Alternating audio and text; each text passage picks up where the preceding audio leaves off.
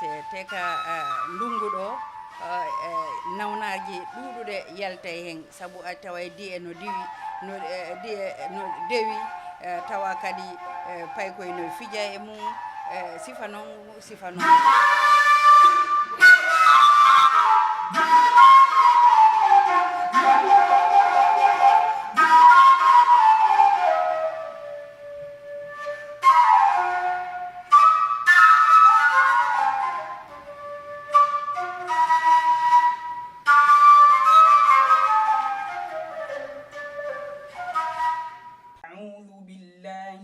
الشيطان الرجيم تبارك الذي جعل في السماء بروجا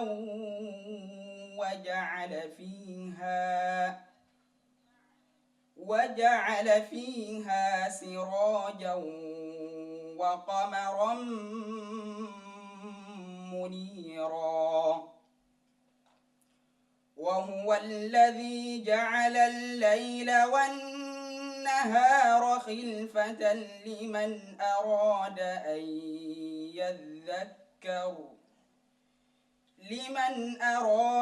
أن يذكر أو أراد شكورا وعباد الرحمن الذين يمشون على الأرض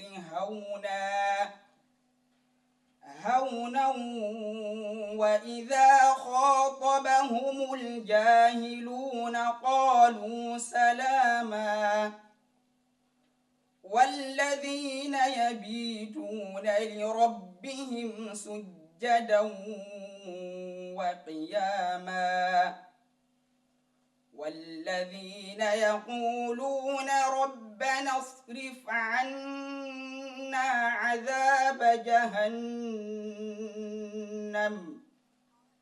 إن عذابها كان غراما إنها ساءت مستقرا ومقاما والذين إذا أنفقوا لم يسرفوا ولم يقتروا وكان بين ذلك قواما.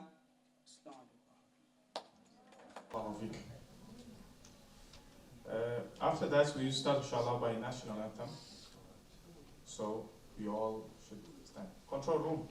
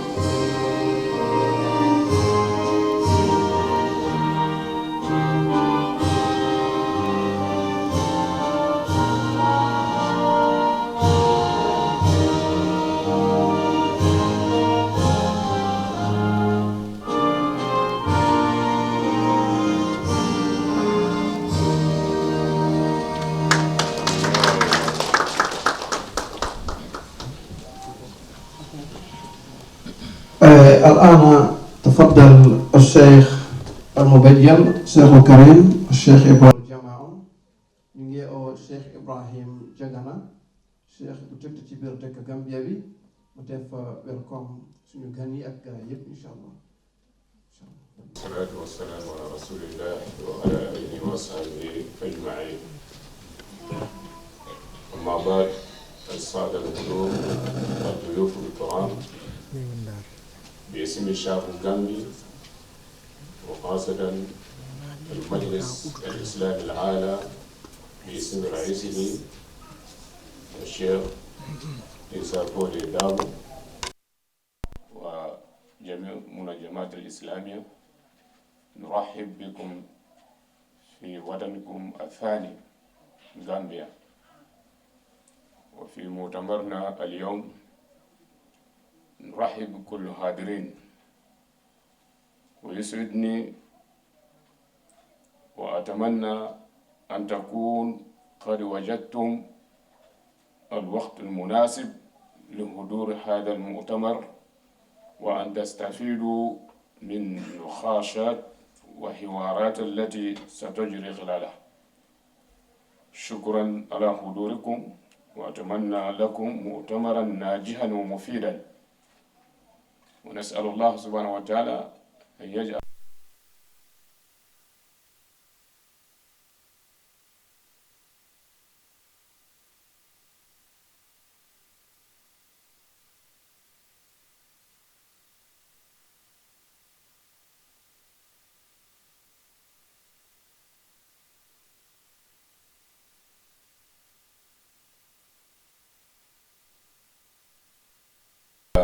mol be tola ani Supreme Islamic Council ila keba ala to Alhaji Isa Bode Dabo ani kumbanu be me muslime dokol kan be la dun tambal babe bismillah la Gambia la bango kono ila bango fulanjamo ani momo na dajani conférence mais ala jamo be jada kenya domoro beto then be Allah subhanahu wa ta'ala danila na nyokafu jan la kaponi ala makero ganda kono ani ni jande dafana ayge ker janjamo.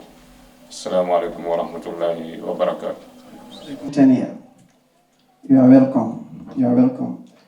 Hiɗen nodda haray ambassade meɗen compagnie nder Mauritanie kanko wiyete Mr Manis, taw ko neɗɗo wakkilio tigi ha compagnie heeɓi doole jane e nder Mali e nder Mauritania, kanko woni ardino wanna yewtere nden. ñu ngi o ambassade compagnie bi ci biir Mauritania tray na bu baax ba tey compagnie am na doole bu mag ci biir Mauritania, doole bu mag wallahi. léegi moom mu ngeen ñëw mu wax leen tuuti affaire compagnie bi incha allah ñu may ko ko ngeen baal ñu wax. Welcome. I hope all people understand English.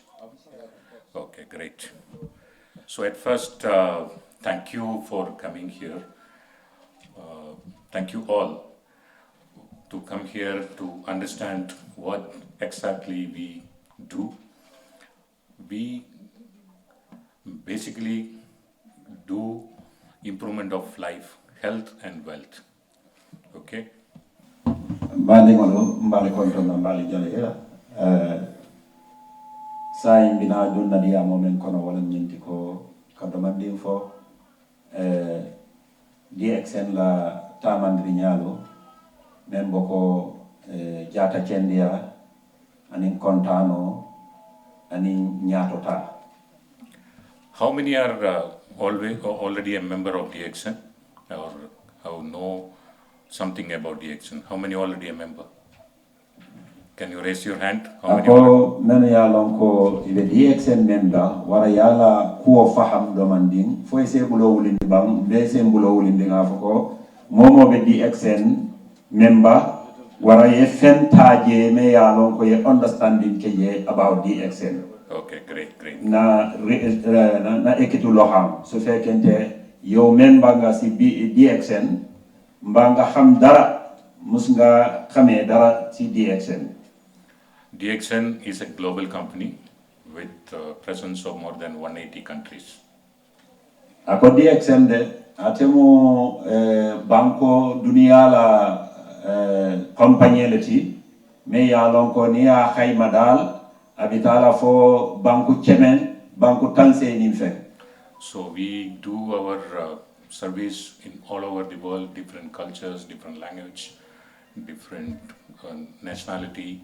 So this is a diverse business suitable for each country. Ako wonya malani ajibe DXN la nyatota anim bankol la dankuro DXN la ibaje la ko ada jamal lel bije bawo banku kilin kutije so banku jamal lel bije andu banko bank anala adolem oto DXN nata ada o ada DXN anasi do ko kenole. Especially in coming years, we are concentrating more to African countries, which is more potential of growth. Akonina rajibe nyin samol kono nanya tilin babe Africa le. As the Africa me alon ko jikita le ko ila dankuro DXN ma ale sembo soto. As all the financial or other agencies are predicting, next few decades is decades of Africa. Ako comme ça compagnie meni alon ko ibe business o ke kan andum nafulo la manan ko fana ke kan kamen hayna na walam ko Africa abe kala nyaadi telindulaalati. Last 5 years I am in Africa, mainly in Mauritania. Ako sanjilulu ko ma mfele America nakala Mauritania mbe siri woleto. I have a special connection to Gambia. Ando ning Gambia la nyomo yo fanan abe betiare mbake. When I am studying in school 7th standard, I read the Alex Haley's The Roots. Can you explain more? When I was studying in school, I read a book of Alex Haley's The Roots. Okay, ako it's Kunta Kinte. About Kunta Kinte Kadrave's school, Gambia lonne through. So from that time, I was wishing to come and visit this place because in a book given imaginary, it is my imagination. Now I am seeing these real people of Gambia. So it has a special connection in my heart. Watu monga Gambia jelenin sibola wala karamfemoti. Barasanya aketambulu konya poti. Mfelem de Gambia. So Kunta Kinte la dulato. So I was so touched with that story, so that I always think, okay, I want to visit this land because it was a haunting story.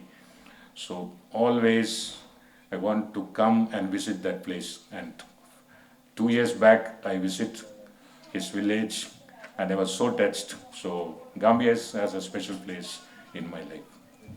Ako tariko nyin kabirabe Afrika la tariko karankan andun Kunta Kinte do konole aketa atuta hakilo kono anda atuta la hamo kono anda atuta la kano fana kono pour kana kanyindulaje afele alaya harije bi anata anin Kunta Kinte la molu be nyoje kan alhamdulillah bare fana anata fo Gambia jang me ya lon ko fana atuta la hakilo kono. Thank you. Now come to the business.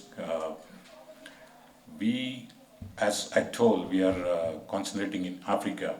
We are planning to open few branches like Ghana, Senegal, Gambia, for its members, they get the products easily. Ako nga fa nyamendal ko compagnie nying sañ aya nyatiling Africa kono ba kelede wala yatinna na hamol kono afele nga Mauritanie nga brancho yele je Senegal fanan hameta pour ka yele official andu Gambia fanan be wol kono le anin banko kotengol. So in coming years definitely we will see big change. You can get your products in locally so that you can grow your business. Ako wala yatinna na product solo me ya lonko na wafiri femolu nani ya lonko nka bondi nka dimol la atuta domandin dron Gambia fanan abikela marse balati DXN la marse ba inshallah. Now how many people today in the morning think whether I have to come or not to come? How many people think whether to come or not to come? Ako jamal le hakili fula soto bi somanda fom binala le bam fontinala akbar mbatuma wakili ngata ako ni miro be mo jamal len kono ako fo mo sa bulo wulindi ba me ya lon ko ay o miro soto ka fa ko mañil londe bare mbatu ngata doron. So you will be thinking, I have to pay the taxi, I have to come spend some time. It's a Saturday weekend. How many people think that whether I have to come or not to come? Just raise your hand. Ako momo hakilu fula soto DXN compagnie nyinda mbatu ngata aje doron. Ako natara o hakilu fula be mola doron ise bulo wulindi. Elan na be hakilu fula leto. It is a human tendency that KMC yes. mayor representative. Okay. Is among.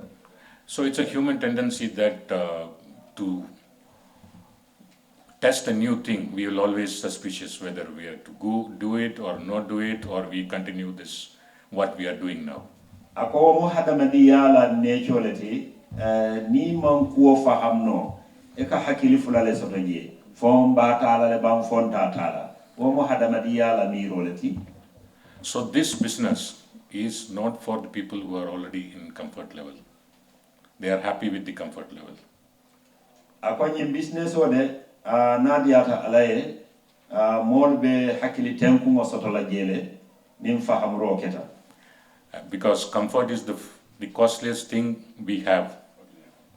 What is your costliest belonging, like a car, like a house, what you have the costliest one? Can you tell? Can you tell what costliest thing you have?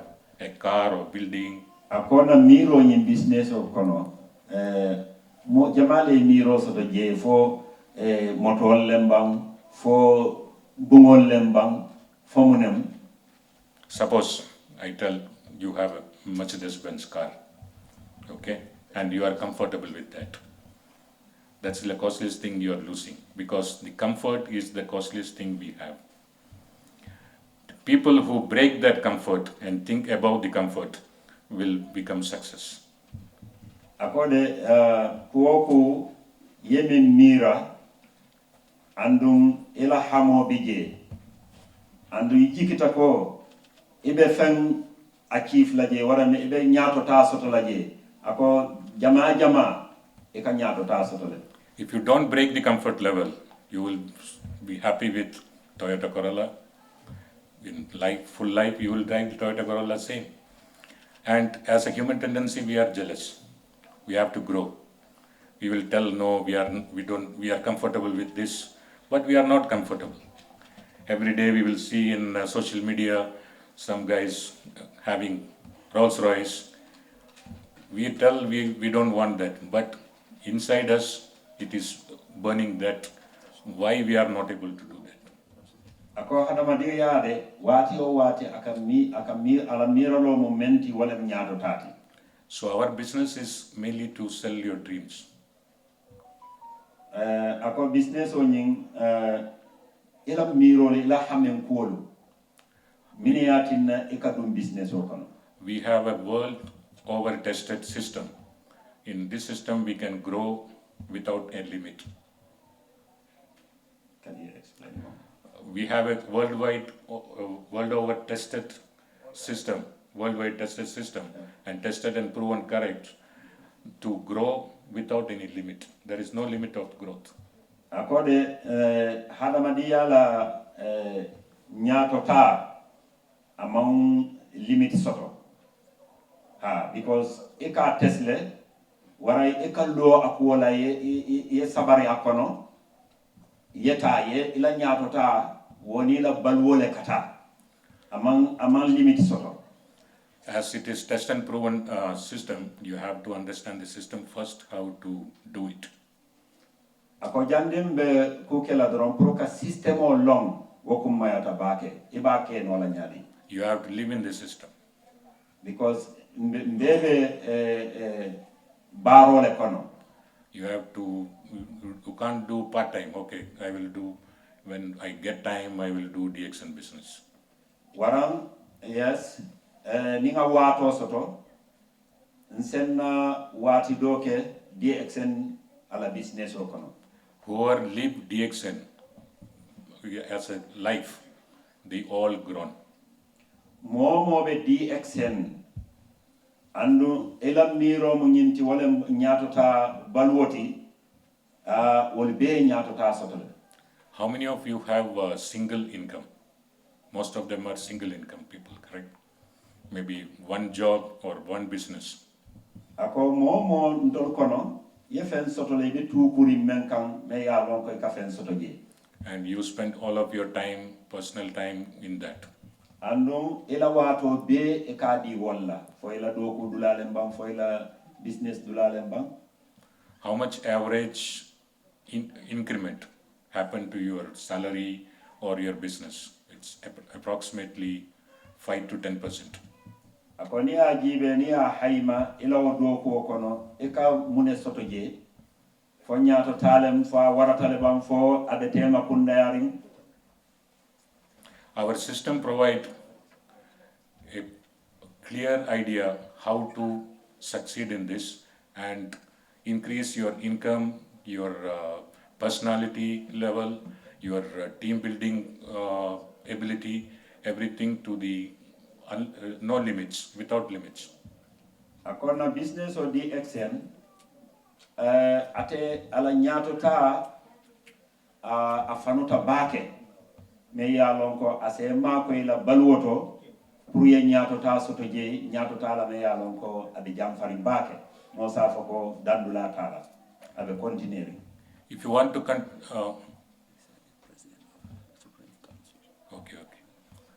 Assalamu alaikum.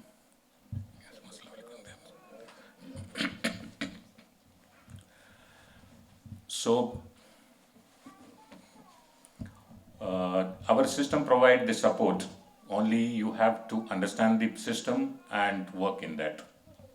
Ako natanya natala tarambulo ay sababol len soto pour ye tuku o sababol la pour asema koy compagnie fana etanya to fana etanya.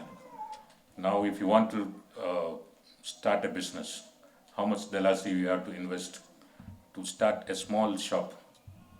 How much approximately? Akoni ajibe ila fita business wala wara ila fita bitiko yelela ibe solo la dala sola ko di jellela ila fanko Maybe ibe solo la jellela $200,000 to $500,000, you can start a small business. ako maybe ni ajibe ni a hayma isafa ko maybe ni 100,000 soto nse business o commence nyinna waran 200,000. So with that, you are getting a small business. You have to do brand building, you have to do marketing, you have to tell that this business is there in Gambia. Ako ni yewo soto masala ni biti ko yele ibe la filale molia long ko ibe business wala Gambia. So isaje ko ise announcement che ise mol kalamutandi fana.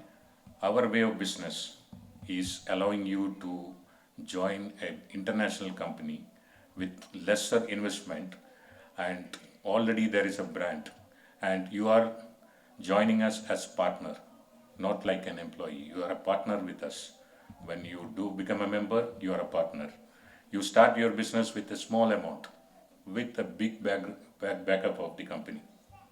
Akoni ajibe na company ni tedin tol bulo dun tanyola ibe kela membalati andi be men dundi laje abe doyala le ibe men soto laje wala be warla abe fanula. So many of you will think, okay, this direct marketing company, many companies you already have a contact, they come and they gone from the market. Akoni ajibe mo si sikano ntol kono ka ajibe ko nyinde nyin compagnie bawo compagnie dolu kanale e kata so ise hakili fula soto akuwo kono. There will always a doubt what will happen. This is a foreign company, it comes, takes some of our money, then finish. Eka ela hakili fulo wala nyinti ko compagnie jamale siya tamen ya lon ko kana banko kan isa foko nyinni nata pour kamolu beti la baluo beti andi jeni nje dron yeta so e molla ko do muta mol bulu dron yeta. DXN is the only direct marketing company which fulfill their commitment every month from last 3 decades. Last 30 years. akoni ajibe DXN atelem compagnie time ya lonko compagnie lem menna lanno warta pour ka fanko betiyandi moluma ni ajibe ila sotoni bitema every month waran kariyo kari ila fanko kala fala. So there is a confidence, you can confidently invest your time in this. Wala yatinna woku okono isaje ko ila hamo se nyindila pro inin DXN bulo e dunyobul. Every month, on 7th of every month, by afternoon, we release our bonus. Ako e baje la ko kariyo kari ala tilu worolo momo yemen soto kariyo kari nka dilale. That is the commitment from the... So walem ala lanniyati anala lahidola bambamo. Majority of the companies couldn't follow that. That's why they came, they do some business and perish. Ako waleatina compagnie jama etol kanale doron ye business oke ni gagneta doron yeta. So we have learned with our 30 plus years of experience, our system, we improve our system. And the global presence, different countries' experience make us more experienced, and now we are so confident and powerful that we can fulfill all our commitment. Ako waleatina DXN ala lahido abe bambandin dunia kono hanisai banko na duntaje ala muruko moteje bare akata nyaato le kaatu minen ila systemo ila tamandiri bulo e ibuka falin abe ya landi nyamen ala lanna yato anala lo nyaato ibe lori wala nyama falindiri buka kije. So with all your confidence, you can start your business with us, because I'm here in Mauritania for last 6 years. I came here, it was very less members were there. Now we are number 2 in Africa. Ako ni ajibe Mauritania nata je sanji woro la waran sanji woro nata wato men na wata ba modu doyata bari bi Mauritania be banku fulanjamol lel kono men ya lon koy nyaato ta soto anduila membala sia Africa jam. I was working in a bank in Dubai. Ntebe do ko wala non Dubai bank dole kono. I don't know Arabic, I don't know French. Man Arabic moy, man French moy. But I came to Mauritania, start the business, and it became number 2. First, number 1 is Morocco, number 2 is Mauritania. Ako ni kabrin nata Mauritania, e bajala ko Mauritania bi ma arabu kamo moy nyaaw nyanda bare bi itolle nom banku fulanja wati Africa kono Morocco kola. So what we have to do is we have to keep our fear away, and with confidence, whatever is there, consistently do what you have to do. Ako mbali la mani andila menna wa anin mbali dani la menna na silankolo nga Hollandi karala. So inyanta men dokula DXN ala doku nyalo inyanta men dokula ni o doku doron nyin silankolo bebe belandira jana. So ibaje la ko ebe nyaato taso laji. So we have to conquer the biggest enemy, the comfort. So nyanta na lahidolu anin na lo nyalo kawol bambandi pour ka nyaato taso. We have to plan our future. Andu nyanta na sama mira lale andu nyanta sila landi lale mbe futala to nyaadile. When I join a direct marketing company as a banker, I always see other company as a risk. Ako na londo to banko ani bank tamandrinya wala business oti nga men hayma anin na sumandiro compagnie dolu ni wol ba kan ku fulalende imma e kasaro sotoje waran ye nyaato ta sotoje. But last 6 years I have seen people's life changes. Ako bare kare sanji woro mbedo ko wala DXN ngaku jamale je molla nyaato ta sotoje baake people who are earning a salary of 600 euros, 500 euros to 600 euros, now they are reach near 5,000 euros. Ako ngadol kalam tafang itolla salary ila do kudula ebe euro kemelulu bari bi 5,000 euro kar kilimo kono e ko monthly from this DXN kari. So it's a tested thing. You can have more knowledge about the system. We will give you more idea about how system work. So it is easy to understand. It is not, we don't need any qualification. Any job, any business, they ask qualification, whether you have a graduate, you have done this specific engineering. In this business, you don't require any qualification to enter. Ako ntolla DXN amanche ko near qualification or soto waran certificate on kawale nyininka. Hanye iman certificate soto. So dream kamen ke doron nke karandi atamandiri nyala. Niyo understand doron yo faham. Butun sa inshallah ila do punya wosoni atale amam palea. So dream big. That is the first thing you have to do. Ako inyanta men kala walam inyanta sibo balandila hame balandila ji. Not the daydreaming, what we used to do. Not the daydreaming. Just think about that without plan. Ako isi mira wakola yena doku woke. So without plan, a dream is useless. Ako ni mang kolu landi ku ila hamen kolu ni meche ku abekela hamen kense waleti. How many of you people have Nokia phone now? The brand Nokia. Ako ni ajibe ntolu kono membe jang. Nokia, Jamal Nokia soto jang mojelu. How many have? Nobody have Nokia. Why? Ako fondo mole bi jamme ya lon ko Nokia ba wulba. Nimma soto mini atinna. Because Nokia dreamed without plan. Ako Nokia nak isi bota andi man silolu landi follow. And Nokia was in comfort level. And Nokia the comfort level. Comfort level of, because they already have a sales. Okay. So few years back before the Android system come, everybody have Nokia. Yeah.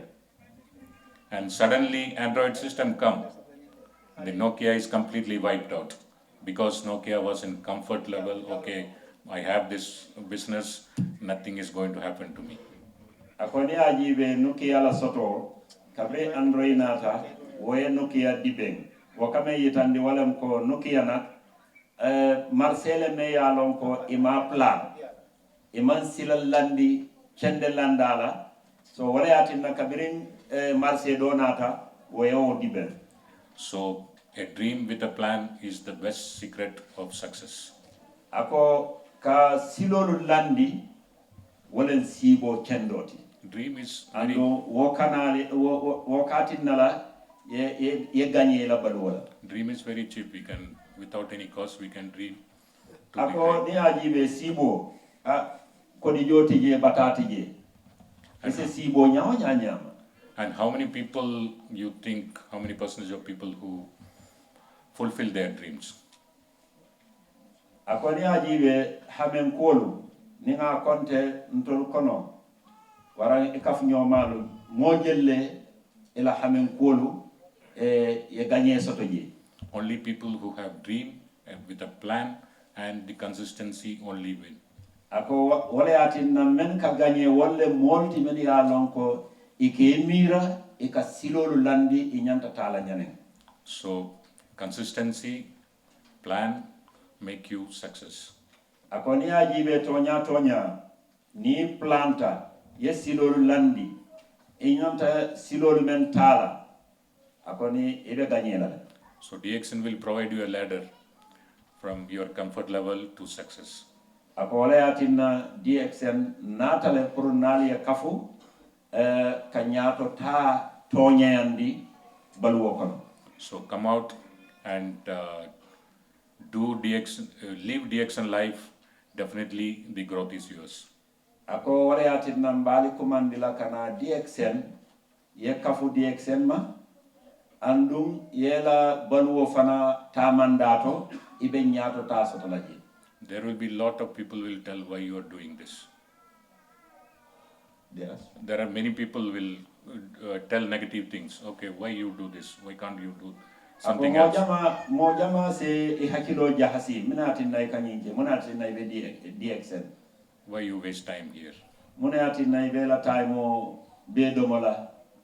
You know the crab in a bucket theory? Crab. That's fish-like thing. Crab. Okay. So if you put the crabs in a bucket, if one try to escape, the others will pull him down. So ako nyankaro ni aki jiyo kono. So kono na aka podi si jilo kono. Na ka podi ka finti. E baje la ko aka muru kono tole. and the others will tell why you are going out. It's comfortable. We are here. We are all together. Why you go out?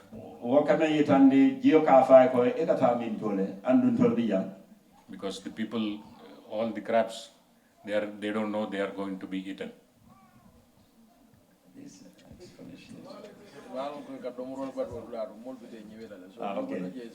Okay, thank you. The crab which go out with all the negative thoughts somebody tried to infuse in him will live. Ako wala yatina kana mem kumola fenkoti wala mnyenti ko nibe kuwo kono mostly tara ko akuwo kono ning nyato tala ni ko ebe kumu jamal la moyla e bajala ko ila ko mata obesiala. So we would like to provide you the best infrastructure to growth. Andun tolnata pour kasila kendo landi pour nyin kambalance nyato ta soto. So the upcoming speakers will talk about how technically it has to be done, what are the other ways to become success. Ako diam la dol binala le pour ka diamo ntoliye na nyato ta be kala nyaadile sila jama nyanta mentala pro na balwo si nyato ta soto. This is the first meeting in Gambia. Ako nyene meeting follow ti Gambia. To happy that at least this much people has come. Ako kontanta bake because mo jama nata. In direct selling business, when the people who starts will earn more. Ako de business o kono men ka pool commencer wal ka nyato ta soto je bake. So it is best opportunity for all of you to start today, start working today, live DXN life and grow. Ako wala yatinna nyimo lodula kendo lati ntol bebi jang nyanta men kala doron wala nindi exen nyanta mbulo dula dunna nyobulu pour na balwe nyato tasoto. So thank you very much. So wish you all the best to all success in DXN system. Thank you. Thank you very much. فلانية سنبدأ شوي تنشيط. اوكي. صباح الخير. صباح النور. صباح الخير. صباح النور. Good morning. Good morning. DXN. Yeah. أيوة.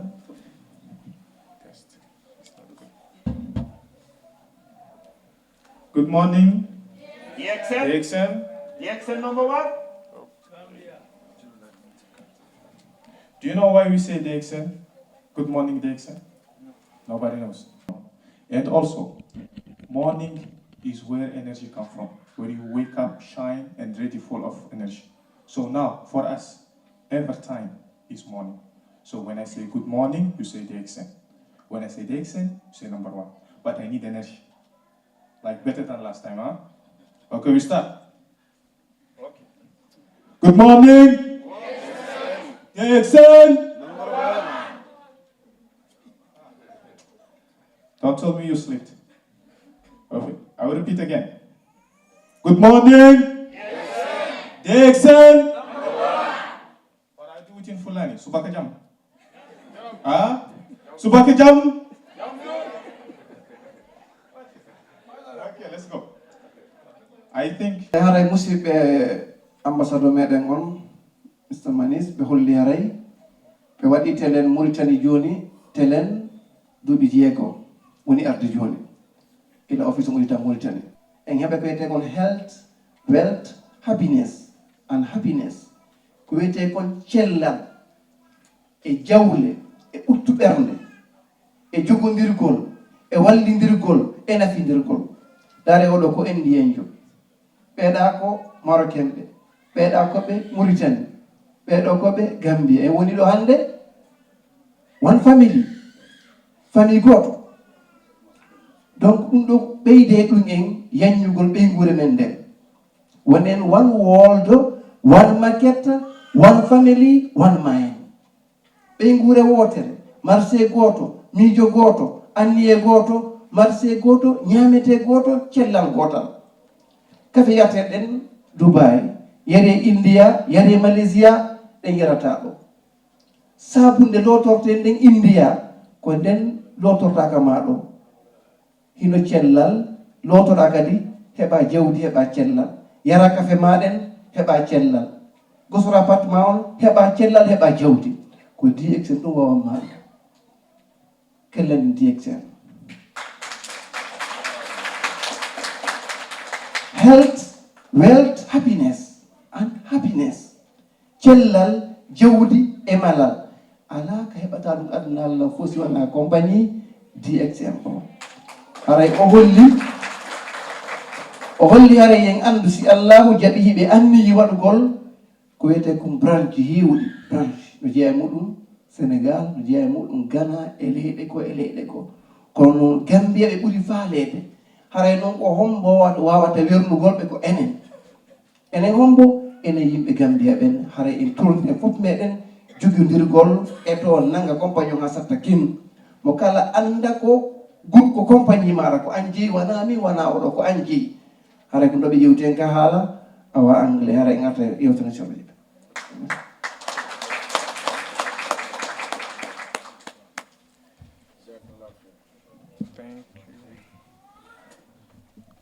now, inshallah, we will start with Mr. Saleh. But before we start with Mr. Saleh, we'll give you a little bit presentation about the Saleh. Saleh is the first man in Mauritania. He started this business and he believed in it. Allahu Akbar. But the month yesterday we were sitting, I asked him, but Mr. Saleh, I saw everybody and I understand.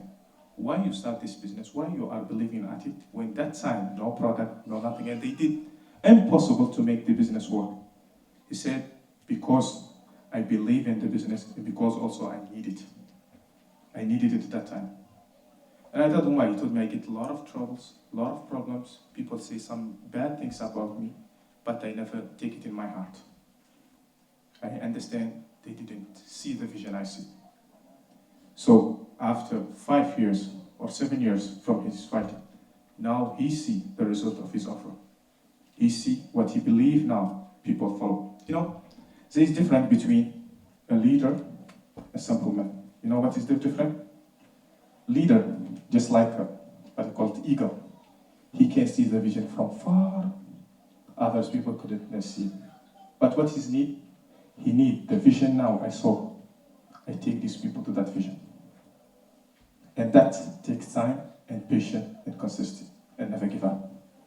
So, which one of you want to be leader? Here, raise his hand. So, few eagles. Others, you don't want to. Who want to be a leader? Raise your hand. Who want to be a leader? Okay, I see only few. Who's else? I noticed something. Gabriel, you don't like money, you don't like success. Who want to be leader? Raise your hand. All. That's good. That's good. So, be leader like Saleh, perfect, and has a passion in this business. Saleh, تفضل. أخي الكريم. Kii mooy first member DXN in Mauritania, first member. dafa taxaw nit ñi wax lu nekk ne muñ rek te yàlla def na taxaw na ba compagnie bi ñëw na Mauritania am le more than million members in Mauritania ko o adi wonde membajo DXN e nder Mauritania o mo ɗo yiɗi kelanemo o tampi o soñji jama on jali mo wooli mo haalaji heewuɗi kono hannde jiifa on no teggi cellal ngal no woodi jiifa on no teggi cellal ngal no woodi ɓernde no ɓutti adno boye ko faala o ɓete wakil Saïd Saleh hafizahullahu raa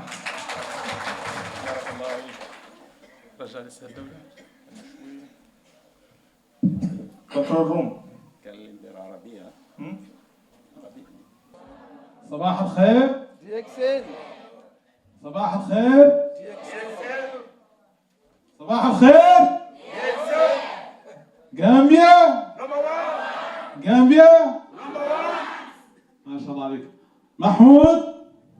تحية كبيرة لأخونا محمود. حيوا أخونا محمود. تحية كبيرة.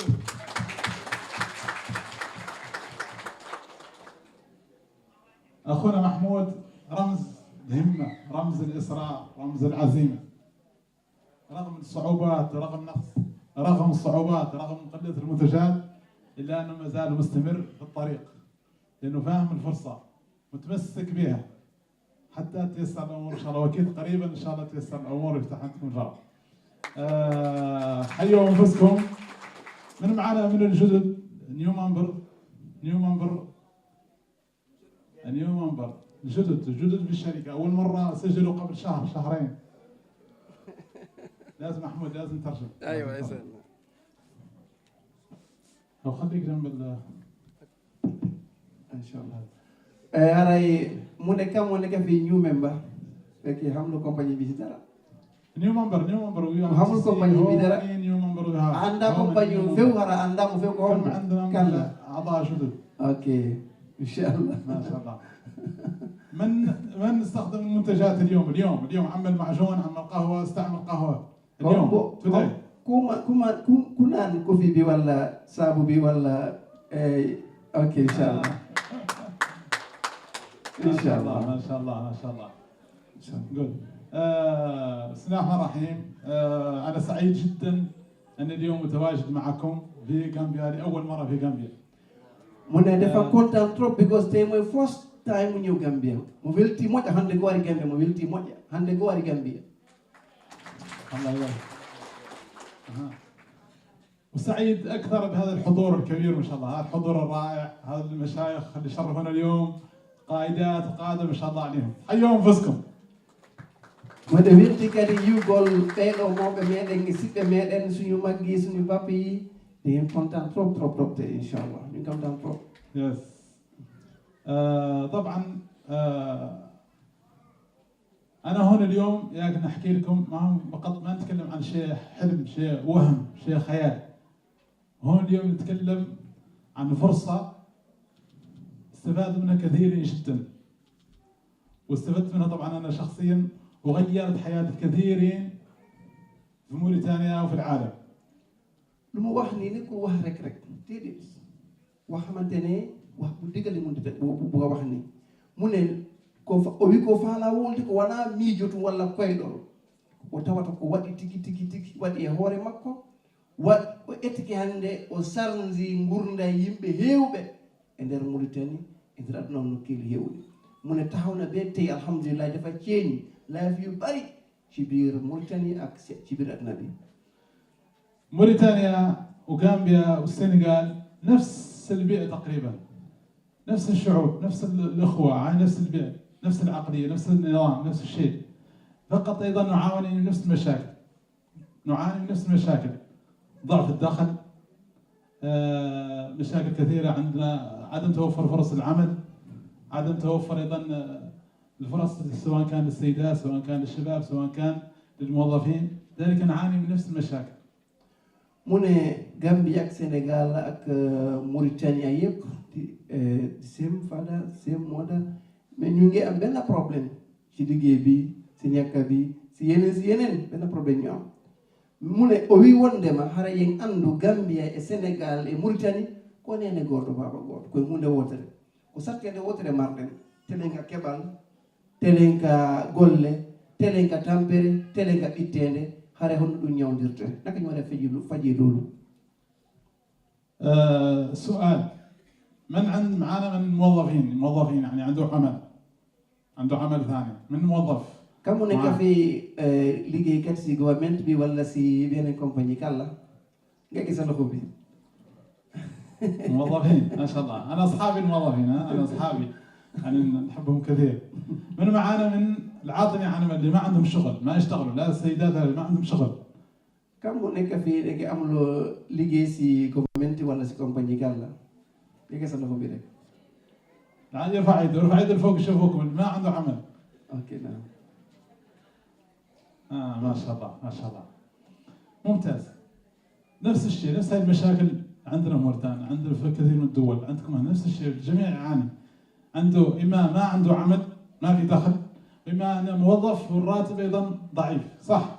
mo ne di seen problème la fii ak Mauritanie ak gis liggéeykat yi soit gouvernement wala seen compagnie fekkee xaalis bi bariwut di seen problème fii ak fale yëpp di seen problème naka ñu war a fajee loolu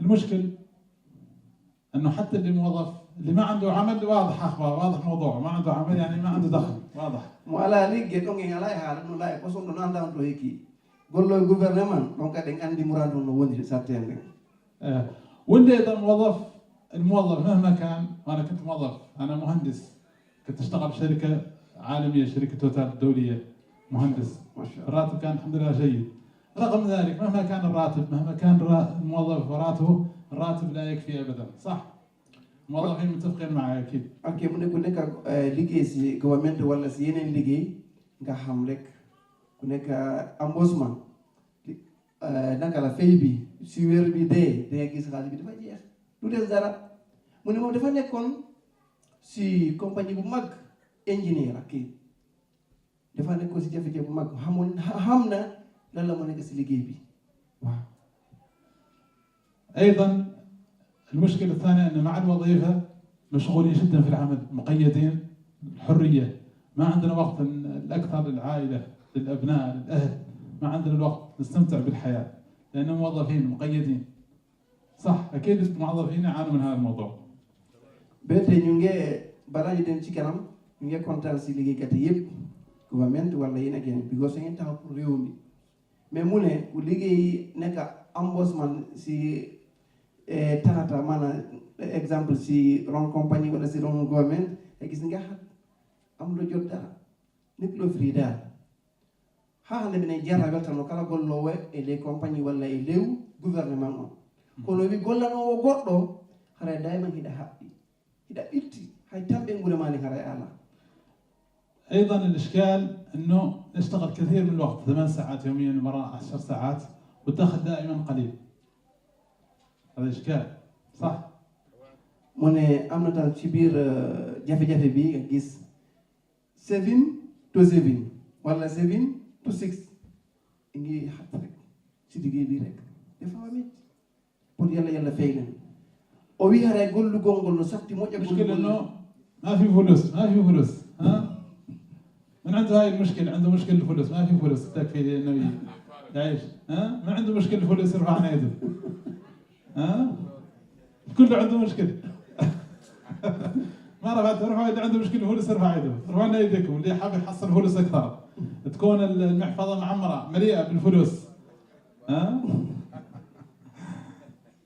هذا هو الحل وين؟ الحل في هذا البزنس الحل لهذه مشكلة الفلوس اللي يعاني منها كثيرين هي من خلال هذه الشركة الرائدة هذا البزنس القوي جدا مع شركة دايكسن كما قدم السيد مانيش شركة كما قدم أيضا تكلم عنها كوليبالي شركة عالمية شركة كبيرة أكثر من 32 سنة في العالم منتجات صحية جودة عالية أي موجودة في 180 دولة يعني اليوم فيها أكثر من 21 مليون شخص o wi haray no satti moƴƴa kono ko woni on mari lekki soñja on lekki tamperne fof muɗum koye ƴetto yaade e compagnie DXN on so yaade e makko wawen ñawdade wawen seedugol e oɗo soñja no ɓe yewtidami Mr Manis wondema oɗo compagnie ko wawo ñawdangol en probléme ji men ɗin fop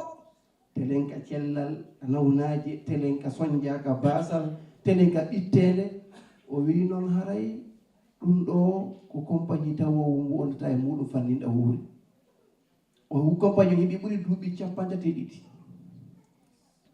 compagnie on no mari ɓuuri 21 million members donc haray compagnie mawɗo. لذلك نحن مع شركة عالمية، شركة كبيرة أيضا تقدم لنا شيئين، كواليتي برودكت، منتجات جودة عالية قوية جدا لصحتنا، صحة أبنائنا، صحة أسرنا وأهلنا. والثانية أن نكونوا فرصة أن نكونوا شركاء مع الشركة. نحن ما مع شركة ديكسن لسنا موظفين، نحن شركاء تتقاسم معنا الأرباح. هذه فرصة قوية ما تتيح الكثير من الشركات العالمية. Mune nga xam compagnie bi nekkuloo comme liggéeykat yi déedéet ni nga bokk si compagnie bi ni nga bokk ak gaay compagnie bi ñu ñëpp moom compagnie bi compagnie alamiya la ba pare dafa yokka ñu yëpp naka benn mbooloo benn famille ñu yëpp la kon dafa am naka fayda yu bari o wi hara ye ngandu compagnie on hara ƴettaka ton golle na ƴettaɗo golle de ko a jeeyaɗo e compagnie on ko onon fof jeeyi compagnie on ko woni heɓade ton kon on senday an e joom compagnie on na ƴettaɗo golle comme wigol joni si rewri mami yoɓama o wayi ya andu ko woni heɓade ton kon fof woni ko jeeyi e nder compagnie on kadi compagnie alamiyan wona fof meɗen woni one family wona ɓey wure wotere woni musidal gotal wona nene goto baba goto. What is good for Gambia? This is the opportunity. لماذا ما هو الشيء الجميل عندنا في الشعب الجامبي والأخوة الجامبيين والأخوات الجامبيات؟ وحيوا السيدات، حيوا أنفسكم السيدات، صفقوا لأنفسكم السيدات، ما شاء الله حضوركم قوي جدا أكثر من الرجال. Ono sonnaɓe o hiɓrama o salminama haray ko sensu mo jeroni sen worsikala hen jiguen yi sen worsikala compagnie DXN bi sen worsikala mune hen. ما شاء الله عليكم. سيكنا عفوا. هذا بزنس السيدات. طبعا الرجال مهم لهم واكيد في نجاحات قويه رجال، لكن اللي ينجح اكثر هذه احصائيات عالميه. اللي ينجح اكثر في هذا البزنس هو الاكثر صبر، اكثر عزيمه، السيدات دائما اكثر عزيمه واكثر صبر على هذا البزنس من الرجال حسب التجربه. Une compagnie jigéen yi la because compagnie ku muñu compagnie ku buga am ëllëg bu baax mais jigéen yi dafa muñu bu bari kon compagnie seen compagnie la seen wërsëg la ku bun am njëriñ si compagnie bi jigéen yi la mooy Mauritania Morocco li nga dem rek ak gis ku bun am ku buga naa ku mun a ku ëpp am njëriñ si compagnie bi jigéen yi la hare ɓe wi yon andu compagnie sonna ɓe ɓuri jogade hen nafoore mawde sabu noon compagnie muñal compagnie wakkilade onon sonna ɓe ɓuri wakkilade ɓuri muññade seede mum yasadu zalika wakil neji misali fi Gambia imra. برافو هذا يصدق القاعده تصديقا مما قاله. هذا البزنس الجميل فيه انه ما يحتاج شهادات. الجميع حتى بدون شهادات يستطيعوا ان يستفيدوا من هذه الفرصه. نعم. ما يحتاج شهادات، الجميع انه ما يحتاج شهادات، حتى حد ما درس المدرسه ما عنده شهاده يقدر ينجح في هذا البزنس. compagnie bi laaju la dara benn kayit laajul la pour nga am shahada wala nga am tazkiya wala déedéet laajul la dara pour nga nekk member si compagnie bi. compagnie o landakima kaydi fus landakima hay e hunde fiyawol membaji ko landima o ko wakkilare made. الفرصه الثانيه انه ما يحتاج راس مال، ما يحتاج فلوس كثير. وهذا كثير ما عندهم فلوس، لكن هاي فرصتهم لان هذا البزنس ما يحتاج راس مال. التجاره العاديه تحتاج واحد عنده راس مال، انه ياخذ محل، انه يهيئ المحل، انه يشتري بضاعه كبيره فلوس يحطها بالمحل، انه ياخذ له عامل معاه، يحتاج استثمار فلوس. كثير ما يقدر يسوي تجاره عاديه. هذه فرصتهم. مع ديكسن ما تحتاج فلوس، ما تحتاج راس مال.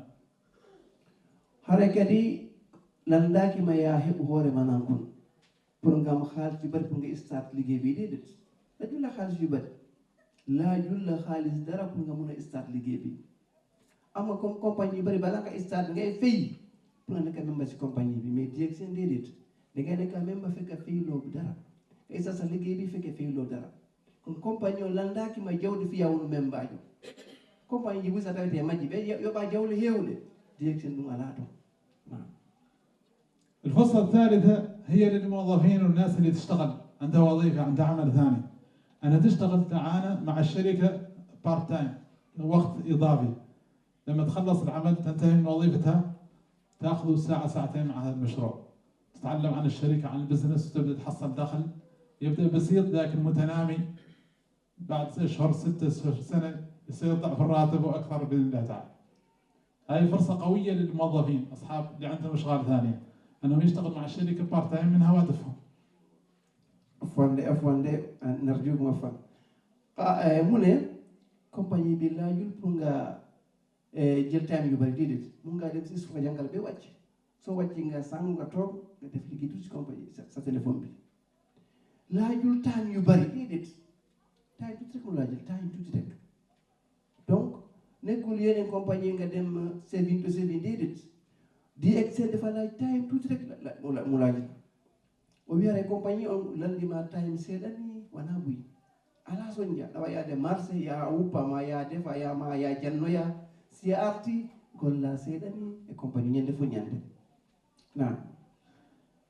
الفرصة الفرصة الأخرى القوية هي أن العمل مع الشركة من خلال الهاتف من البيت. هاي فرصة كثيرة قوية للكثيرين خاصة السيدات لأن يعني أغلب السيدات يكون موجود في البيت عنده التزامات العائلة التزامات الأبناء ما يقدر يخرج للعمل لكن شركة DXN من خلال فقط الهاتف من خلال التليفون تشتغل وانت في بيتك تشتغل وانت في البيت. هاي فرصة قوية جدا كثيرين استفادوا منها. من اللي بي دفع لاج غنك اسكيل سي تليفون بي مو اللي بي نقول دم فالي ولا دم فال ديتي سي تليفون بي رek ci biir néeg bi kon ngir bu mag la o wi haraya andu golle ma defo ka téléphone ma ɗon nder suudu maɗa hayno ko ala yaade amoɗo so tentiniɓe ɗo sonnaɓe ko nafoori moɗon ni ɗon ka suudu mum ɗon dankade payke mum koy ɗon ɗofti modi moɗon nokku ala yaade ɗon golde ka téléphone mo nder suudu mon ɗon golle labanaɗe wonande onon ɓeɗo sonnaɓe. ما شاء الله عليكم. إذن بدون رأس مال بدون شهادات يشتغل معاها وقت إضافي وتشتغل من خلال تليفونك من البيت ومن أي مكان حرية زمان ومكان. نحن الجميع يقدر يستفيد من هذه الفرصة. إذن تكلمنا عن الرجال ما كانوا موظفين وغير موظفين، تكلمنا عن السيدات فرصة قوية جدا للسيدات، تكلمنا عن الشباب حتى اللي ما زالوا يدرسوا في الجامعة والشباب يدرسوا هاي فرصتهم من خلال هذا البزنس أنهم يبنوا بزنسهم خاص بهم بانتظار يكملوا دراسته. ذلك فرصة قوية للجميع الكل قادر أنه يستفيد منها. من لا جل كيس لا جل خالص ببرك أنك تجيب كي دم لو فين donc nga am xaalis nga mun a liggéey ëllëg sa doom yi mun a jàng bu baax kon liggéey compagnie bi dafa baax suñu yëpp o wi wondema compagnie o landakima kayiti landakima jawti landakima ya jindu ya hay e nokku haray goto kala min wawa yadde compagnie on e hoore jam e ɓuttu wawa gañade janggo si Allah jaɓi. هذا البزنس الجميع قادر ينجح فيه لكن نوع واحد من الناس هو اللي ينجح اللي يستطيع انه يساعد الاخرين حتى ينجحوا هو اللي ينجح اكثر. اوكي مونه compagnie bi nit ñu bari mën nañ gagner foofu mais kam war a gagner si compagnie bi kan la li nga xamante ne dafay jàppale nit ñi nga xam nga xamal gaay nga am nga jàppale nit ñi am soo def loolu lu mun a gagner si compagnie bi kon il faut nga jàppal sa mbokk yi mun a liggéey si compagnie bi mun a xam compagnie bi mun a gagner si compagnie bi o wi wondema ko hombo gagnito e compagnie on ko neɗɗo annduɗo andina jama on faamina jama on sa heɓi walla jama on ɓe heɓa ko on ɗon tun wawata gagnade ko compagnie laaɓar reedu compagnie moƴƴere ko compagnie jam ديكسن ɗum ɓawan ديكسن ɗum ɓawan واضح كل شيء واضح حتى الآن كل شيء واضح لكم o fo laaɓi واضح waade on faami ترجمة جيدة ولا ما هي جيدة؟ ها؟ جيدة؟ أكيد تكون جيدة. محمود هذا ورمز ديكسن وغامبيا. من تجربتنا في موريتانيا. طبعا التجربة بدأت 2017 في موريتانيا. dafa started Mauritania 1927 ha 1917 ha 27 naam 2017 ha 2017 ok naam 2017 dégg ngeen gars yi start gars yi muñ ba tey alhamdulilah. أنا كنت مثل ما قلت كنت موظف. dafa nekkoon liggéey si gouvernement wala si compagnie yeneen compagnie. والموظف مهما كان الراتب ما يكفي للمصاريف اليومية الشهرية. li mu liggéey foofu noonu xam nga rek fay bi du doy dara. بدأت أبحث عن حلول. dafa start naka la amee li mu fajee boppam si affaire xaalis. سويت مشاريع جانبية مع أشخاص زملاء وأصدقاء عندي مشاريع تجارية مشاريع خدمات. dafa xool yoon yu bari. لكن كل مرة هذه المشاريع شهرين 6 أشهر سنة تتوقف صعوبات. si toppee yeneen compagnie dem ba tuuti compagnie bi taxaw. وتتطلب دائما أن الشخص يكون موجود واقف عليها وإلا ما تمشي. yeneen compagnie il faut every day nga ñëw si liggéey bi nga taxaw ak gars yi dem loo doo mun a dem. لذلك وصلت القناعة أنه اللي يخدمني واللي يمشي حالي أنه يكون عندي بزنس أونلاين من خلال الهاتف. after mu taxaw mu ne il faut mu am compagnie nga xamante ne online la si téléphone am bi mu lijjanti loolu. بدأت رحلة البحث. after mu dem mu lijjanti. أبحث عن مشاريع أونلاين، عن خدمة أونلاين، عن مشروع أونلاين أقدر من خلاله نحصل فلوس من خلال الهاتف. أو كان تخمام وقت بحثي أشهر. mu lijjanti naka la amee compagnie online si téléphone am bi naka la war a amee loolu mu taxaw mu lijjanti. من خلال البحث وجدت أفكار مشاريع كثيرة من خلال الإنترنت. ok si biir lijjanti bi mu am yoon yu bari xam-xam yu bari affaire internet. لكن بعضها كان يحتاج رأس مال وبعضها يحتاج وقت متابعة كثيرة جدا. في نفس الوقت وجدت في الأخير أنه في بحثي إعلان في التليجرام في شركة ماليزية عالمية تشتغل معها من خلال الإنترنت وتتقاسم معك الأرباح. تحط تحتها خطين تتقاسم معك الأرباح. فهمت؟ مش راتب، دخل تقاسم في الأرباح. هذه الفكرة اللي نبحث عنها. ok mu lijjante compagnie yu bari mais yàlla def mu gis affaire compagnie bi si internet bi gars yi mu ngi wax naka la gars war a liggéey ak nit ñi. دخلت على الرابط. after mu dugg si. وجدت مجموعة واتساب فيها كثير من مختلف الدول عربية وغير عربية. ok mu gis groupe compagnie whatsapp yu bari. يتكلموا عن شركة عالمية شركة ديكسن ماليزية وأنها تقدم فرصة للشباب فرصة للعمال فرصة للسيدات يشتغل معها من خلال هواتفهم ويشرحوا عن الشركة وعن منتجاتها وطريقة عملها. ok foofu la xamee compagnie bi di nga nekk sa kër nga ànd ak àdduna bi yëpp sa téléphone bi nga liggéey nga am fayda yu bari. شهرين وأنا فقط أطالع وما ينشرون في المجموعة تتعلم عن الشركة عن منتجاتها ما فهمت ما سجلت. mu nekk si groupe bi mu jàng affaire compagnie bi boobu dafa jafe nag surtout si groupe ma gis audio mu ngee ñëw bind mu ngee ñëw yu bari dafa bari génn si groupe bi déedéet muñu ñaari weer mu ngi jàng rek si affaire compagnie bi. وصلت القناعة أنه هذه هي الفرصة اللي كنت نبحث عنها. foofu la xamee lii la nekkoon lijjanti si àdduna bi. بقى عندي بعض الاستشكالات ما هي واضحة لي. دخلت على الخاص على أحد الأرقام كان أكثر رد على الأسئلة وسألته عن الأسئلة عن بعض الاستشكالات عن المنتجات كيف تتوفر كيف وجاوبت إنه كانت هذه الأخت إلهام من اليمن. حي تحية كبيرة قائدتنا إلهام من اليمن الله يبارك فيكم. ما شاء الله. foofu la xamee mu travail bi mu xamante ko waa Yaman yi ñu sant waa Yaman bu baax because man tam waa Yaman moo dugal si compagnie bi waa Yaman alhamdulilah ñu sant ñoom su baax baax baax mu ne ñoom ñoo jàppale ko si ay dugal si compagnie bi. حيوه حيوه تحيتنا الكبيرة أختنا إلهام حيوه.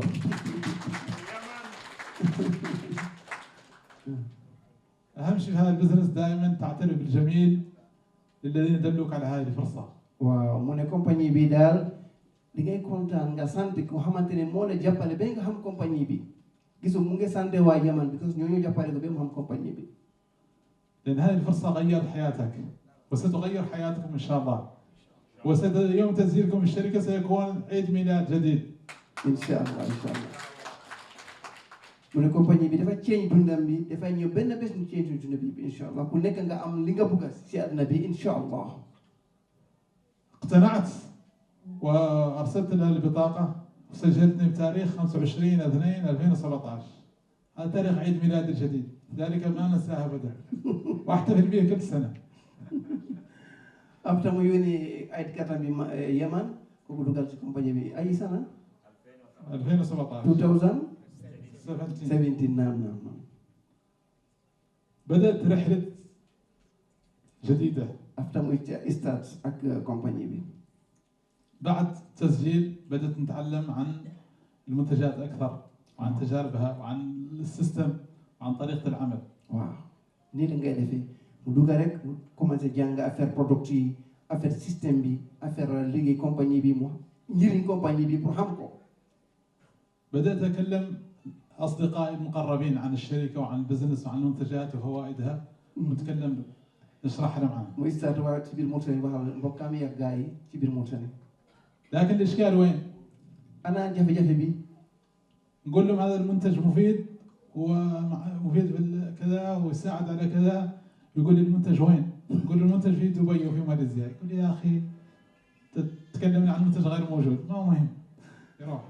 mu start waa mais su wax gars yi compagnie bi am na product yu baax am na coffee am na caabu bu correct bu baax gars yi ne ko ana affaire bi mu ne mu ngi Dubai de wala mu ngi Malaysia kay mu ne nga wax dara nekkul Moussa ni nga wax ñu fii dafa baax. لما نتكلم عن تجربة هذا المنتج عن مشاكل الأسنان، معجون الأسنان مفيد جدا، عن هذا الزيت مفيد أيضا الناس عندهم مشاكل في الركب كذا، وهي تجربة سيدة. يقول لي تجربة من؟ يقول هاي تجربة أخت في اليمن ولا أخت في العراق. يقول لي لا أنا نريد تجربة من موريتانيا. ok si waaye gars yi gars yi de waa Yaman laal nag am na njëriñ bu baax waa Irak bu laal nañ ko affaire tension wala affaire yeneen problème feebar yi mu ne gars yi laaj ko kan moo ko jëfandikoo mu ne waa Yaman la ne soo indee ko fii ñu gis ñu gëm la mais wax rek waa Yaman wala waa Dubai ñu gëmul loolu. صار معكم صح؟ حصل معكم نفس الشيء. waaw إن شاء الله. أكيد. وصلت القناعة أنه لازم نوفر المنتجات. mu taxaw ba produit bi jógee fële ñëw Mauritania. أخذت مبلغ صغير $500. waaw mu traité ma $500 mu fay mu jënd bagage mu indi ko.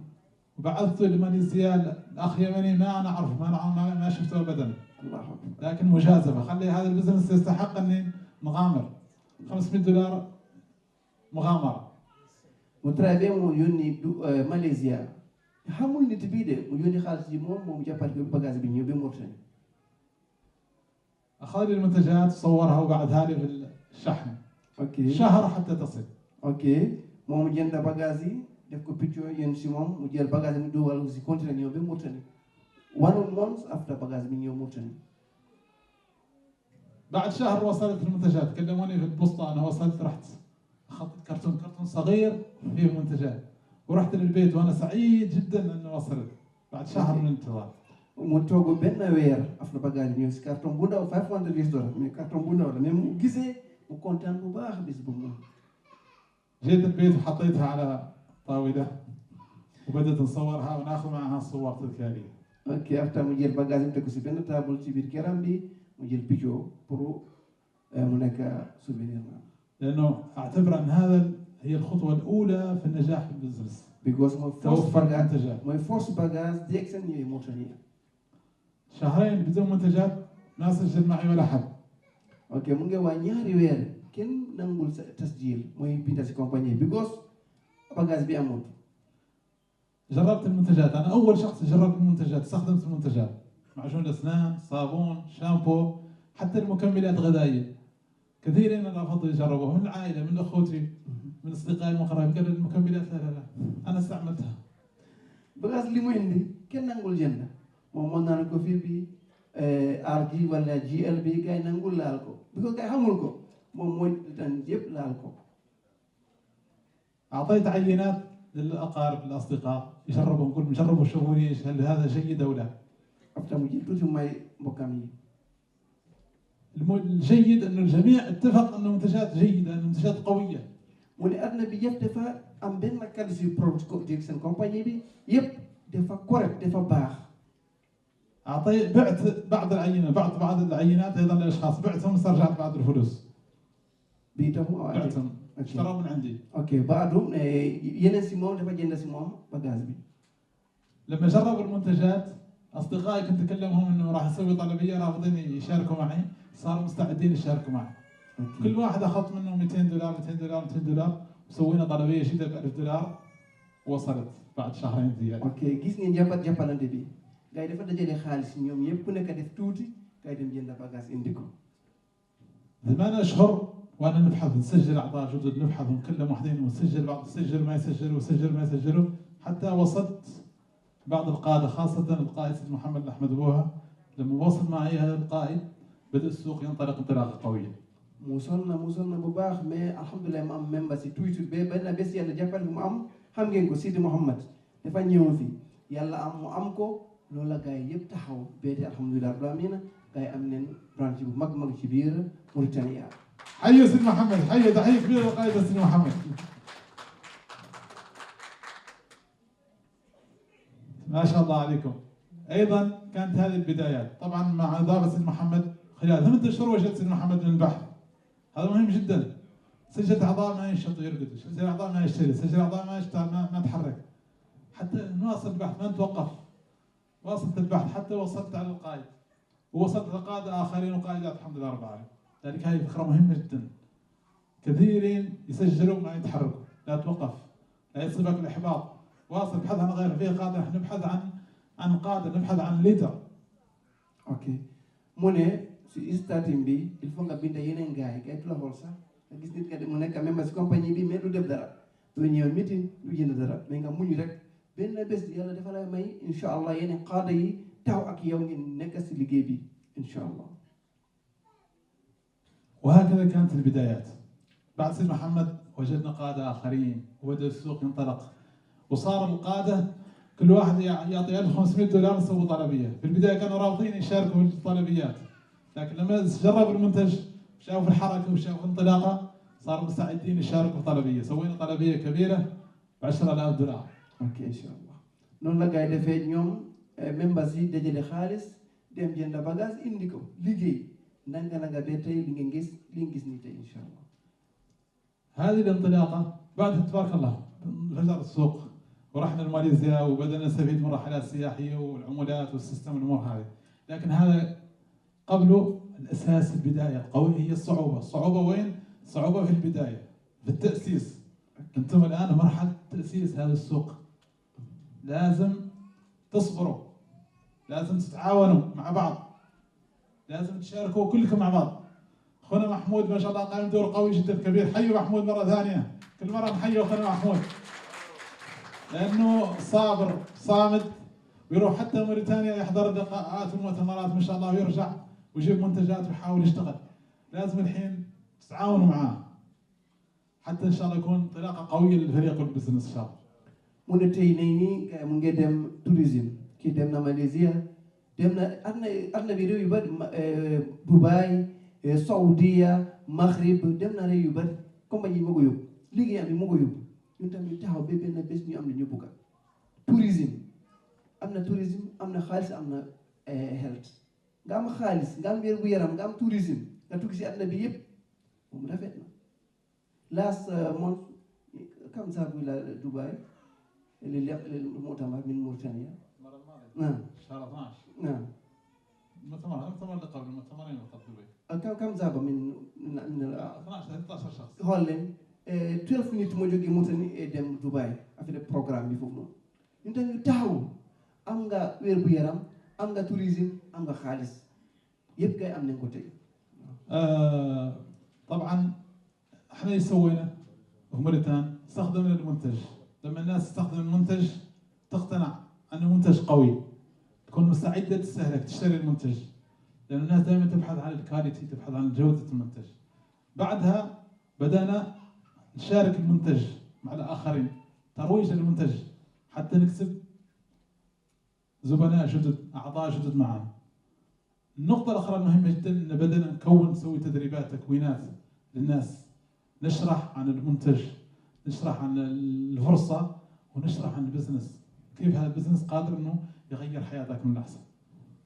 أوكي، مونة يتحاو بي كاي حم برودكت بي، حم كوفي بي، حم صابو بي، حم بات بي، because كاي حمي برودكت بي رك كاي دافاي غوم. su boobaa ñu try ñu ñëw si training bi nga xam compagnie bi bu baax a baax o wiyare koye eto hollen jama on ñaamiteji compagnie on ɓe andaɗi ɓe gollitiraɗi haa ɓe hooloɗi so ɗum woni an kadi etoɗa yaha ka watte ɗon jangge fi compagnie on. نعم. في هذا البزنس نحتاج دائما أن نشارك تجربتنا مع المنتجات. أنا عملت معجون أسنان وجدته جيد، نشارك مع أخوتي أصحابي زملائي معارفي حتى يبدأوا يسلكوا. قهوة سلكت القهوة جيدة، نفس الشيء بدنا نشاركها. لازم لأن أول شيء أنا كشخص كعضو نبدأ نستهلك المنتج. ما تقدر تتكلم عن منتج وأنت ما تستهلك المنتج. ذلك استهلاك المنتجات هذه أول خطوة في النجاح في هذا البزنس. وبيجي دائما كويا إتو تستا أندا نياما كلها وبكو. سكري بيب الفونغا حمكو غنان فوناني buat binga sujogo nga siabu binga nga jefere ko mom lu nek dal nga la produit so bayda subo ba nga hon ko yene nga itam. النقطة الثانية هي التدريبات واللقاءات. لازم تسوي تدريبات، هذا لقاء يقول انطلاقة قوية لكم ان شاء الله، لكن لابد الاستمرار في التدريبات. هاي التدريبات مهمة جدا لشيئين. الشيء الأول أن نشارك تجربتنا مع المنتجات وفوائد المنتجات. وأنا استعملت المنتج كان عندي كذا، كان عندي مشاكل في الأسنان، مشاكل كذا، وكان عندي الشامبو، كان عندي قشرة في الرأس وكذا، استعملت الشامبو والقهوة مفيدة كذا. شارك تجاربك مع المنتجات. الثاني هو تجربتك مع وتجارب الناس الناجحة في هذا البزنس. هاي التجارب هي اللي تبقى مع الناس. اوكي.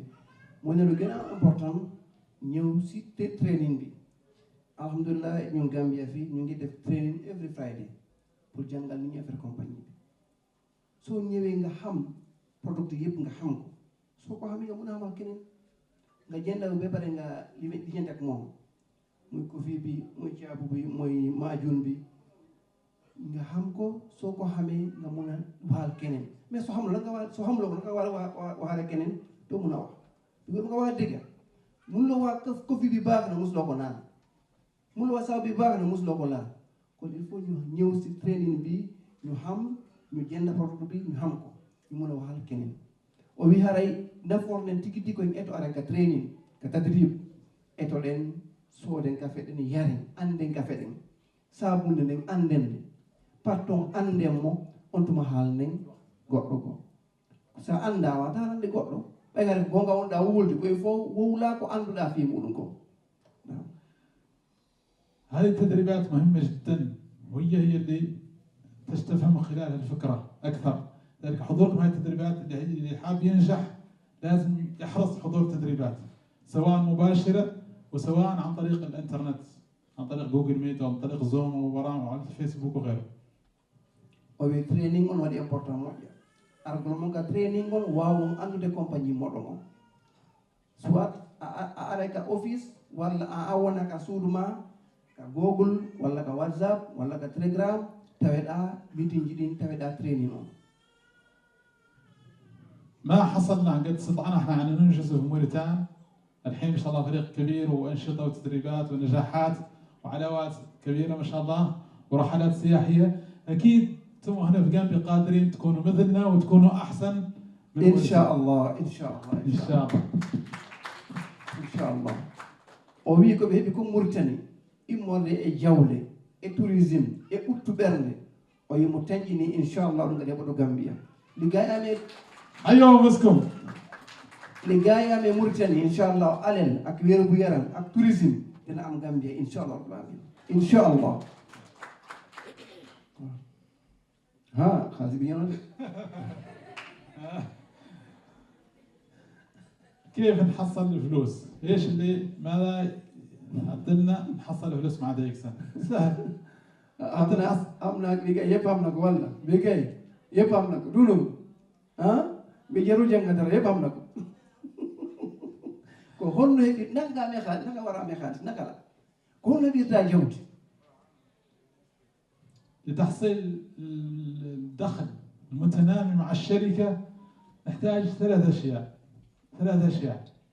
هذه قاعدة عامة الكل يتعلم في جميع دول العالم، نفس هذه القاعدة عند الجميع، ما في طريقة ثانية. naka nga war a amee xaalis ci compagnie bi naka la mu ne ñetti yoon rek la naka nga war a amee nga nekk millionnaire gis ngeen doola bi gis ngeen doola bi wallahi dëgg la nekkul ngente de naka la nekkul ngente ok nekkul ngente naa koy doon nii de naa koy doon nii dëgg la ni nga xamee ko noonu naka war a amee xaalis bi holno heɓitaa ndi jawdi holno heɓitaa ɗi mbuuɗi الجميع مختلف دول العالم يشتغلون على هذه النقاط الثلاث، على هذه النقاط. هذه الثلاثي، هذا الثلاثي الذهبي، هذا المثلث الذهبي هذا هو المثلث الذهبي الحقيقي اللي يجيب لك الفلوس. أول شيء استخدام المنتج، هاي نسيت عضو، أنت كعضوة لازم تستهلك المنتج، تكون عندك لايف ستايل، يكون ثقافة عندك، مش فقط تشتريه من أجل النقاط، لا، أنت تحتاج تستعمل معجون أسنان بدل تشتريه من الصيدلية أو من المجمع اشتري معجون دايكسن. صابون بدل تشتري صابون من الصيدلية أو من المجمع اشتري صابون دايكسن. القهوة بدل تشتريها من مكان ثاني اشتريها من دايكسن. تاخذ منتج قوي جدا طبيعي صحي وتاخذ عليه فلوس. ذلك استخدام المنتج هي النقطة الرئيسية، هي حجر الأساس في هذا البزنس. نهبي ترامبول إيه كومبانيون hayre ara fondation on tigi tigi koye en gollitir piiji compagnon ka feɗen yaren ɗe heɓen cellal heɓen jawdi heɓen poyinji sabunde nden lotoren nde heɓen cellal heɓen jawdi heɓen ɓuttu ɓernde o wi kala ko allah sodaka marché ji to nokkeli goo soodu piiji compagnie DXN ɗin heɓa cellal heɓa kadi jawdi heɓe bonus inchallah إن شاء الله. استخدام المنتج هو الأساس. عملنا بهذا البزنس مع شركة دايكسن سهل، نستخدم المنتج ونجيب آخرين يستخدموا المنتج. كوي نيامو ولا وبيجو نيامو. نالك نجابل سامبوكاي لك مو أفير بيب. نعم نجابل سامبوكاي أم. نعم نجابل سامبوكاي هم. مو أفير بيب مو سكري بيب. نعم. النقطة الثانية المهمة بعد استهلاكك المنتج تبدأ تشارك هذا المنتج مع الآخرين، تتكلم عن المنتج مع الأصدقاء مع الأهل مع المعارف، واستغلال أيضا من خلال وسائل التواصل الاجتماعي تيك توك والفيسبوك وغيرها. أوكي. سي أباني هو لويتي كون قولي تريكول ولا نيام قول أنتم حالنا إمو إمارة بينكو يا حالا جمع أنكت. نعم. النقطة الأساسية اللي مولاها يحصل دخل كبير هي building a team. هذا النقطة هي الأساس، بناء فريق معك. لازم حتى ننجح في هذا البزنس نستطيع أن نقنع الآخرين أنهم يستهلكوا المنتج ويجيبوا آخرين يستهلكوا المنتج. كل ما توسعت الشبكة معك وبنيت معك قادة ليدرز وقائدات، هذا هو نجاحك الحقيقي في البزنس. إن شاء الله. أنتم منهم قد معها تيم ولا جروب. holla taliba e maɓe ka school holla kawtal mangal holla weltiɓe mara ɓen waɗa team jano yaada e maɓɓe wallidiron nafidiron nga def groupe whatsapp walla facebook walla telegram nga anda ak sa mbokkay ci biir liggéey bi. اللي ما يستطيع بناء فريق ما ينجح، صعب انه ينجح في هذا البزنس. اوكي. لازم تتعلم هي المهارات. كل امول تيم deful team pour nga mun a gañ déedéet du mun a am aussi. soo defuloo team pour nga mun a jage gagné déedéet sa waɗaali groupe walla groupe maɗon fiya gaño sattay moƴƴa ɗey fiya gaño sattay. بناء فريق سهل، هذا البزنس كأي مجال ثاني، عبارة عن مهارات يتعلمها الشخص ينجح كأي مجال ثاني. الدكتور يدرس 7 سنوات في الجامعة حتى يصير دكتور، المهندس 5 سنوات حتى يصير مهندس، الكهربائي يتعلم في المعهد المهني 2 و3 يصير كهربائي، الفقيه يقرأ في المحضرة والمدرسة حتى يصير فقيه. نفس الشيء هذا البزنس دايركت سيلينج يحتاج واحد يتعلم في مهارات في معلومات، لازم واحد يقرأ يتعلم يتسلح بالمهارات ينجح، يكون احترافي ينجح، يكون سهل انه يستهلك المنتج، سهل انه يتكلم عن المنتج، سهل انه يقنع الاخرين بالمنتج، وسهل انه يبني فريق لانه تعلم. ذلك التعلم لابد تتعلم. Ok. Mu ne il faut ñu xam affaire compagnie bi. doo mën a liggéey xam loo dara. il faut nga xam ko soo nekkee oustaz daara bi da nga jàng moo tax. journaliste da nga jàng moo tax. liggéey si assemblée wala da nga jàng moo tax. il faut ñu jàng ñu xam ko ñu soog a wax. ñu xam ko saa ba ñu xam ko compagnie bi ñu soog a wax ñu taxaw ñu léegi ñu gañe incha allah. fii yaa gañe ko ba etoɗa jangamo andamo compagnie o ta'allam summa takallam ko ya ato anda etoɗa anda on tuma si wowla ko si anda en ya wowlay ko tampere rek donc etoɗen anden compagnie on kala mo yiɗa golli o jango so golli ala journaliste ala gollowo ka ministre ala gollowo e laptane ala gollowo school o jango so golli ɗo kadi a aray janga fama golla noon famina jama. طبعا نحن في هذا البزنس ننمو بخطى ثابتة ببطء لكن بخطى ثابتة، لأن هذا البزنس لونج تيرم سكسس، نجاح على المدى الطويل. هذا البزنس تعطيه 2 3 من العمل الحقيقي توصل لدخل مريح $1000 $1500 $2000. كم الدخل المتوسط في غامبيا؟ كم الدخل كم دولار الدخل الشهري للموظفين؟ الدخل كم؟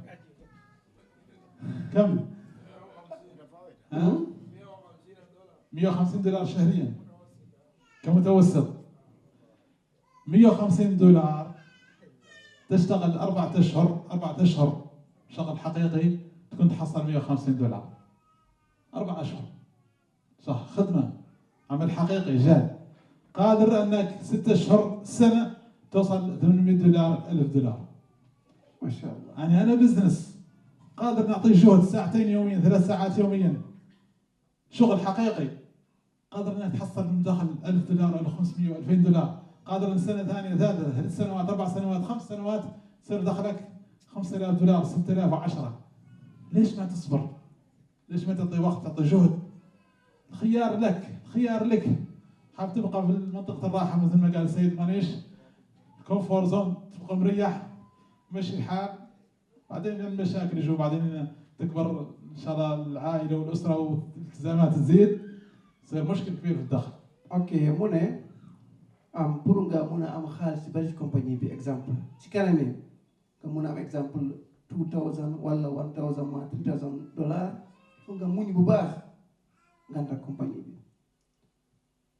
so laajut la time yu bari mais bi bés bi yëpp 1 hour wala 2 hours nga liggéey si compagnie bi sa téléphone bi, mais si kanam inshallah after 3 months ba 1 year day gis nga am bonus maybe $1000 wala 2000 wala 3000 nga gis tey mu laajte exemple si naka la si liggéeykat yi kam mu am fay yu bari si compagnie bi au pour $200 wala $300 wala $400 nga gis si compagnie bi DXN wallahi kuy jël more than 10 wax leen loolu wallahi la si benn weer 10,000 more than that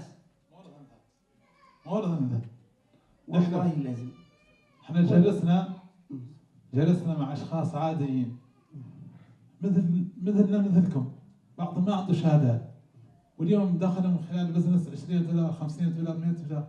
اشخاص عاديين هو نجحوا، ليش نحن ما ننجح؟ ليش انتم ما تنجحوا؟ نفس السيستم نفس المنتجات نفس الشركه، لازم فقط نتعلم ونشتغل. اوكي يا neɗɗo mo andano fof janga fof hande taw mo heɓa guluji $dollar e nder o compagnie honɗum wadde ɗum ko nder ɗo wakkilare. ديكسن نحاول ما نطول اكثر وقت. طيب اوكي ديكسن فقط هي للجميع، لكن لينجح فقط الناس اللي عندهم التزام. serious people، الناس اللي جادين عندهم جدية عندهم التزام هم اللي ينجحوا في شركة ديكسن. الناس اللي مستعدة تتعلم ready to learn هي اللي تنجح في ديكسن. الناس اللي عندها صبر مستعدة تصبر على العقبات، على المطبات، على الصعوبات، على نقص المنتجات، على الأسعار، بعض الأحيان الأسعار يقولوا غالية، الأمور هذه مستعدة تصبر عليها. الناس اللي مستعدة تشتغل، الناس عندها قرار أنها تشتغل، أنها تستفيد من هذه الفرصة، مستعدة تعطي وقت، تعطي جهد، تتعلم، تشتغل، هي اللي تنجح مع ديكسن. ديكسن ما هي سهلة، لكن اللي ينجح فيها يحس بالفخر، يحس بالاطمئنان، يحس بالراحة. إن شاء الله. هراي إن كانت الكومبانيون سيوكلك، وكلك منيك، إن كنت تقول لك إن هراي يارا لي باو إن كانت إن شاء الله كنت يبدي فايقني، ما كمونا مني سيدي كمونا مني بباخ إن شاء الله سكالمي يدم سكالم بيننا كميلون إن شاء الله. شو واضح الحين؟ باقي وقت. I know it's not easy to let what you have in home and come here to listen to us.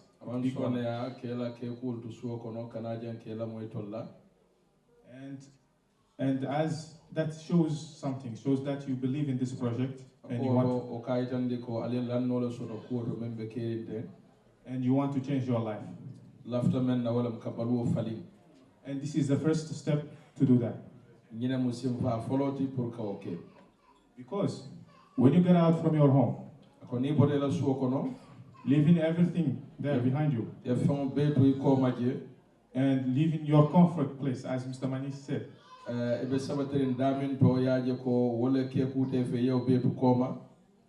that means we worth it. So thank you for giving us that trust and this part of time. Today my training it will be easy things. I will start what is DXN and presented by Dabu Musa Kulibali. And if you heard Kulibali, we are sharing a history from Mali to here. We are all of us. And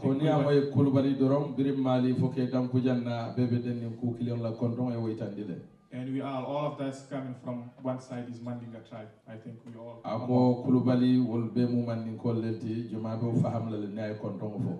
So, but before we start talking to explain what is DXN.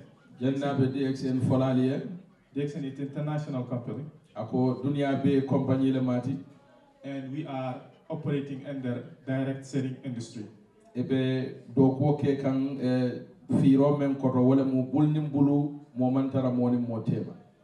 But this business, it's like 200 years old.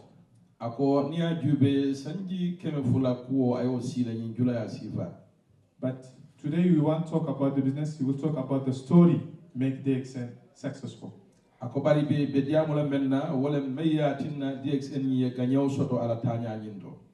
Is Dr. Lee. This man is a beacon of hope and resistance.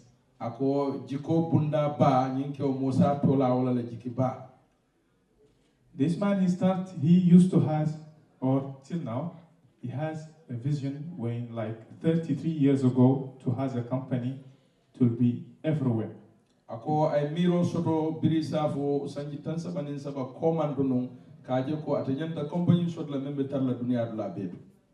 But before they said DXN is born in this year you see behind you. But this, okay. You said before? Look, they said DXN was founded in 1993, but this is not where we started. It started 1 year before that.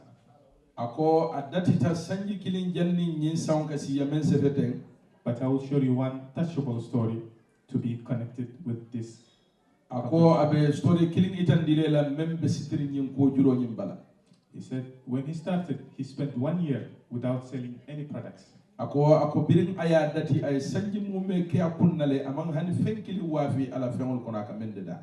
And he was going to quit the company. He said he was engineer, which means a civil engineer. He can. Ako mo akadano company du kada temu civil engineer wala fongo ala do ko tinu. To back to his old business and leave it. Kala business on in Kenya ka itande mol la tari. One fateful night. Ako suta kilin dorom change his perspective forever. Ako suta kilin wala ala ko be falin able jiki dalu men ay landino. Says one night he received a call. Ako suta kilin abeje ay telephone call soto.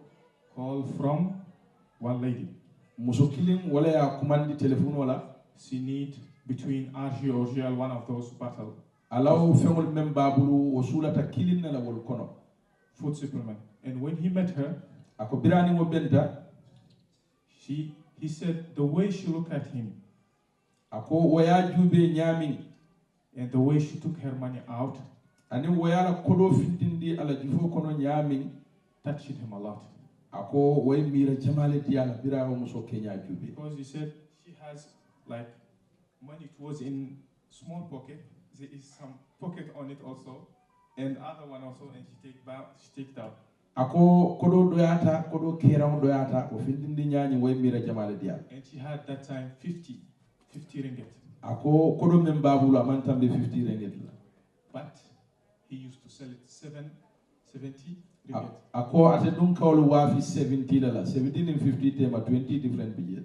He said if you said the price is 70 ringgit, she won't buy it. Ako naka ako nyimu 70 la tiden no wata sanna. But he take it anyway. He take that 50 from her. But the 50 member bulo I wallet ta. And he put his mind, if there is one person like this coming from far to use these products, I will never give up.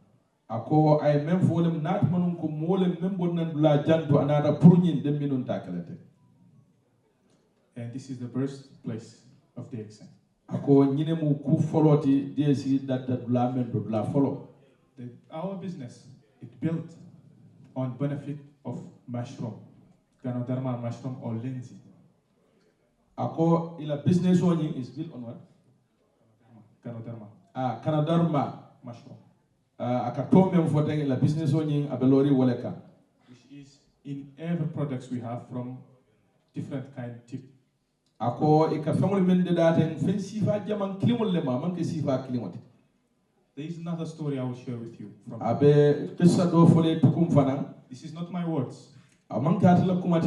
This is one of higher management words. He said he remembered about the Dr. Lim. Molla kumo mem palasti bale mati me yalon ko nyin kume ba kono adum abe kume fokan abe dending kafolo la la kuwala. They said in Sudan. Ako Sudan banko kam. Sudan they had a branch there before war started. Ako jannin kelo kadan Sudan no wotumo ya bunda so Sudan ne mbe tamaka. And the business was good. Ako wotumo julaya safaro la karola be betani bakaje. And suddenly something happened in the country. Ako bari wakola ala la nyino na takiye memu kelo nyindi. And when it happens, ako biri wokeda they sent many containers. Ya container jamal lel ki kata Sudan je. Yeah. And to a certain level they didn't receive any money back. They sent, they don't receive money back. Ako fala ba wala banta menti ye mennu ki kodi manna murna wala ka fitno le beji. And Mr. Jijit, ako nyin kew nyin, Mr. Jijit said to Dr. Lim, I même for Dr. Lim yako. Said if they said we sent many countries, we didn't receive any money back. Na jamale ki bangolu kan hanbi kodo murna.